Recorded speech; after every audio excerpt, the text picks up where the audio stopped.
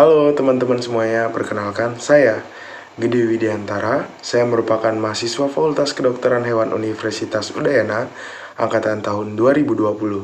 Pada kesempatan kali ini saya akan menjelaskan bagaimana cara penanganan anak babi yang baru lahir, mulai dari pemberian makan hingga perawatannya.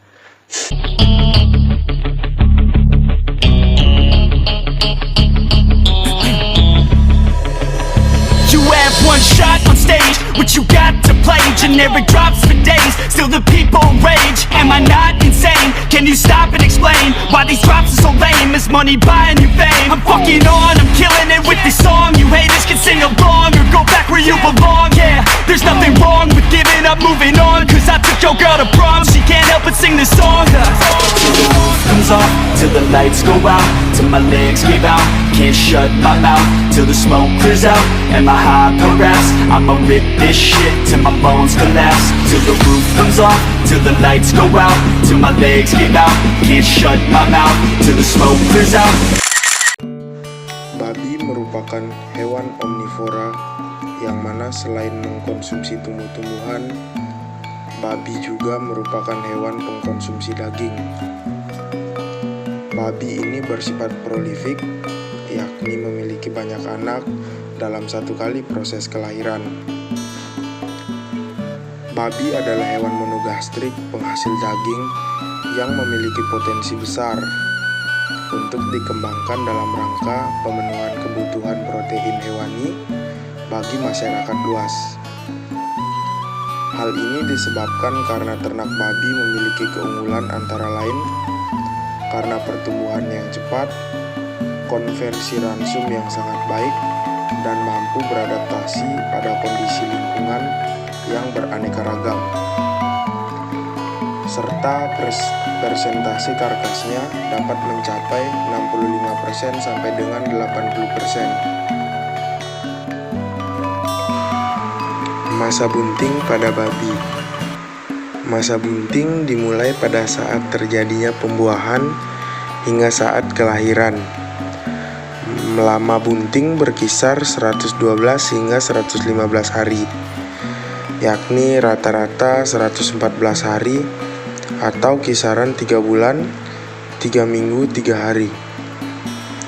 Induk bunting harus dirawat agar badan kuat saat melahirkan dan anak yang dikandung sehat. Saat bunting tua, induk babi hendaknya diberi kesempatan banyak untuk bergerak agar peredaran darahnya lancar seminggu sebelum beranak. Induk yang akan beranak harus ditempatkan di kandang tersendiri. Nah teman-teman, adapun tanda-tanda induk sebelum melahirkan antara lain perutnya sangat turun, vulva merah dan membesar 36 jam sebelum melahirkan. Yang ketiga, nafsu makan berkurang dan sangat gelisah. Yang keempat, sering mengumpulkan sarang dan kaki sering dientak-entakan dan kerap kencing. Teknis manajemen penanganan anak babi yang baru lahir merupakan segmen yang sangat penting yang harus diterapkan pada anak babi pada awal kehidupannya. Kesalahan manajemen, penyakit, dan kematian adalah 3 kata kunci yang harus dicegah pada masa krusial ini. Babi juga merupakan hewan yang sangat mudah terserang penyakit atau mikroorganisme, terutama untuk anak babi yang baru lahir sampai dengan umur 10 hari. Itu masih sangat rentan atau sensitif terhadap lingkungan di sekitarnya. Oleh karena itu, angka kematian anak babi yang baru lahir itu cukup tinggi loh. Jadi, sebagai dokter hewan atau orang-orang yang ingin beternak babi, sangat penting untuk mengetahui kondisi kandang yang tepat, sistem pemeliharaan yang tepat, dan juga pakan yang akan diberikan kepada anak babi. Selain itu, kita juga perlu memperhatikan induk babi yang baru saja melahirkan. Kenapa? Karena ketika induk babi baru pertama kali beranak, maka dia cenderung untuk memakan anaknya sendiri. Untuk mencegah hal itu terjadi, Hal ini kita dapat memisahkan anak babi tersebut dari induknya. Untuk dapat dikembalikan ke induk awalnya, ketika induk tersebut telah mengembangkan naluri keindukannya. Nah, selain itu, kita harus memperhatikan induk dan anak babi. Kita juga harus memperhatikan kondisi kandangnya. Kandang yang digunakan untuk anak babi atau babi yang sedang beranak itu harus dalam kondisi yang bersih atau kering.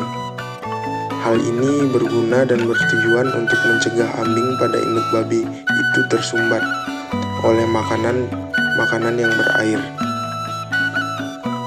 Selain itu teman-teman, ada beberapa hal yang dapat kita lakukan kepada anak babi yang baru lahir. Biasanya untuk anak babi yang baru lahir itu ada lapisan yang mengelilingi tubuhnya. Hal ini harus dihilangkan dengan cara membungkus tubuhnya dengan sehelai kain kering. Dan yang kedua, kita juga dapat memotong tali pusar, tetapi kita juga harus memperhatikan agar tidak ada infeksi pada anak babi ketika kita memotong tali pusarnya. Dan yang ketiga teman-teman, kita wajib untuk memotong gigi pada anak babi yang baru lahir. Ini bertujuan untuk mencegah terlukanya ambing pada induk ketika anak babi tersebut sedang menyusu. Kemudian yang keempat, itu kita wajib memotong ekor. Kenapa sih kita harus memotong ekor anak babi yang baru lahir?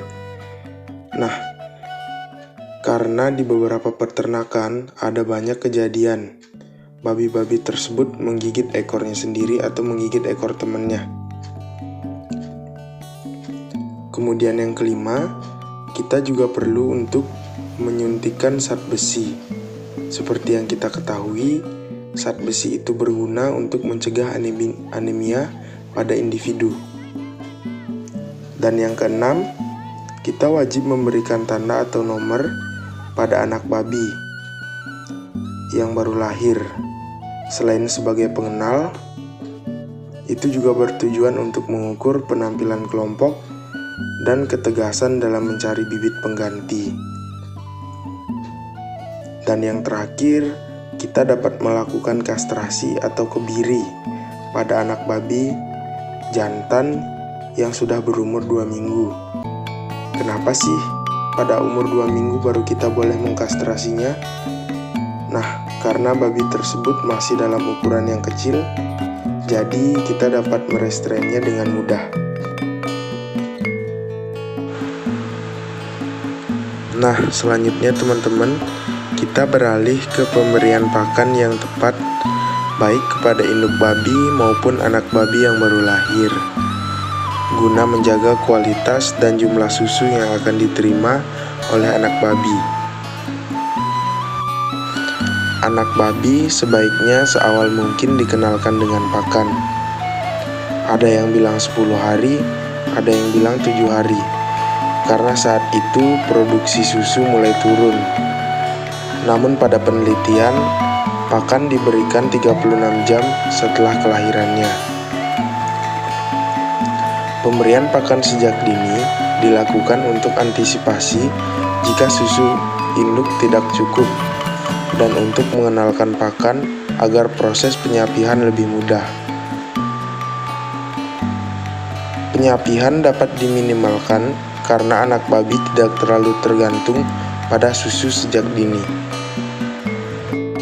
Beberapa peternak yang telah sukses dalam peternakan babi menyarankan pemberian crib feeding dengan pakan pelet berkualitas tinggi yang mengandung susu untuk anak babi. Pemberian crib feeding menurunkan kehilangan bobot induk selama laktasi karena piglet juga berkurang minum susu induknya. Beberapa anak babi sangat sensitif pencernaannya. Pakan starter kering yang digunakan untuk transisi weaning harus sangat diperhatikan, mulai dari kuantitas dan kualitasnya. Sebab anak babi biasa minum susu yang nutrisinya sederhana dan cair. dipaksa mengkonsumsi padat, kering, dan nutrisi kompleks. Oke teman-teman, mungkin segitu saja pemaparan materi tentang penanganan anak babi yang baru lahir serta pemberian pakan yang tepat. Saya Gede Widiantara, pamit undur diri.